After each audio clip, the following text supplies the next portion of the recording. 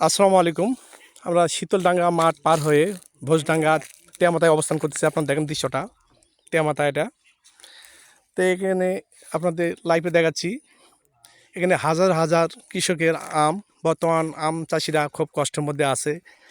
কারণ দীর্ঘ কয়েক বছরের আমের যে কষ্ট কৃষকের, সেটা আসলে অনুভব না করলে বোঝা না। প্রত্যেকটা গাছতেই বর্তমান আম নেই। তার মাঝে এই রাস্তা দীর্ঘ 40 বছর ধরে কোনো পদক্ষেপ নেই, রাস্তা যে অবহেলায় পড়ে আছে।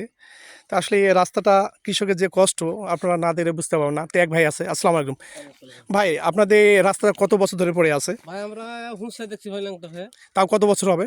এই 40 বছর। তে আপনাদের কি কোনো দাবি আছে সরকারের কাছে যে এই রাস্তাটা দ্রুত তাড়াতাড়ি অবশ্যই। তারা করুক? হ্যাঁ তে অবশ্যই। আপনাদের যে দাবি, এটা কতদিন ধরে আপনারা দাবি করতেছেন তা হচ্ছে না? প্রায় 18-19 বছর থেকে হয়েছে।